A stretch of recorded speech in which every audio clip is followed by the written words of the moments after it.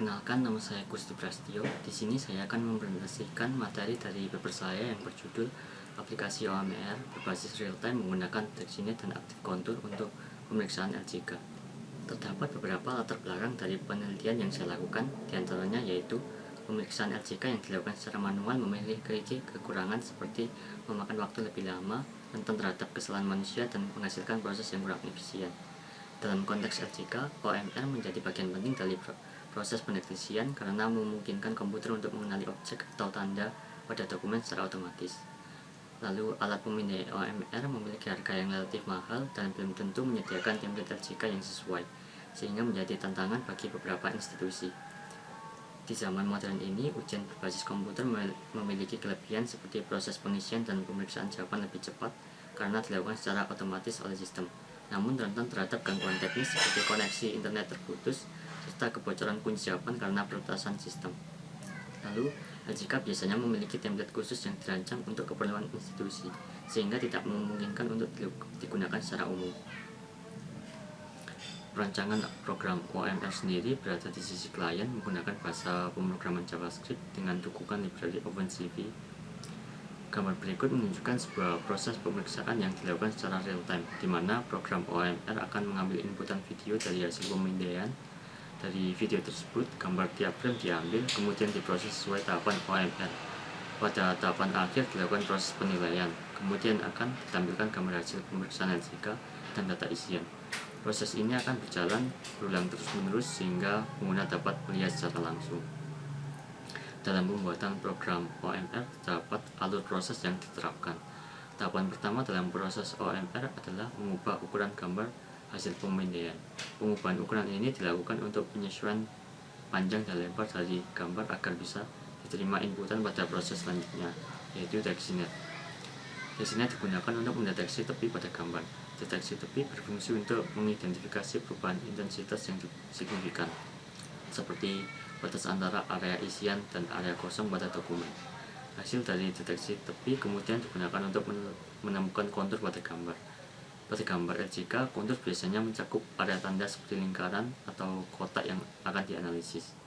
Setelah semua kontur ditemukan, dilakukan proses seleksi untuk memilih kontur yang diinginkan, di mana dalam proses ini mencari kontur dari kotak isian. Proses berikutnya yaitu perspective transform. Tahap ini bertujuan untuk meratakan dan menyelaraskan gambar.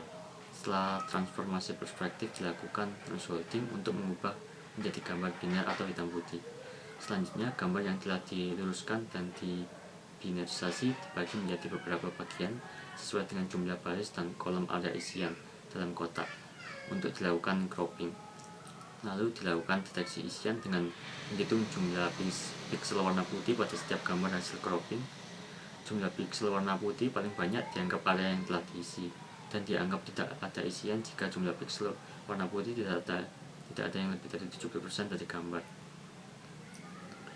Lalu gambar sebelah kiri merupakan halaman pengelolaan kunci jawaban, di mana pengguna dapat melakukan pengelolaan kunci jawaban. Di antaranya membuat kunci jawaban, mengubah kunci jawaban, dan menghapus kunci jawaban. Sedangkan untuk gambar sebelah kanan merupakan tampilan halaman ketika ingin menambah kunci jawaban. Lalu gambar berikut merupakan halaman untuk mengubah kunci jawaban. Pada halaman tersebut terdapat sebuah form yang berisikan data kunci jawaban dan pilihan kunci jawaban sebanyak jumlah soalnya. Gambar sebelah kiri merupakan halaman pemeriksaan LJK. Pengguna dapat melakukan pemeriksaan LJK dengan melakukan pemilihan kunci jawaban, lalu memindai LJK, kemudian menyimpan hasilnya. Jika pengguna ingin memulai pemindaian, pengguna bisa menekan tombol start. Kemudian LJK akan terdeteksi jika muncul border warna hijau pada video dan pengguna bisa menyimpannya. Pengguna dapat menyimpannya secara manual seperti yang ditunjukkan pada gambar sebelah kanan. Jika pengguna ingin menyimpannya secara auto, pengguna tinggal mengubah mode penyimpanannya dan memilih durasi seperti yang ditunjukkan pada gambar sebelah kiri. Lalu untuk gambar sebelah kanan merupakan tampilan output hasil pemeriksaan LJK. Gambar sebelah kiri merupakan halaman hasil pemeriksaan LJK. Pengguna dapat mencari hasil pemeriksaan LJK yang telah dilakukan, serta dapat mengedit beberapa data, menghapus hasil, dan mendownload hasil pemeriksaan LJK. Sedangkan untuk gambar sebelah kanan merupakan tampilan detail hasil pemeriksaan LJK. Gambar sebelah kiri menunjukkan hasil download berupa dokumen berformat Excel.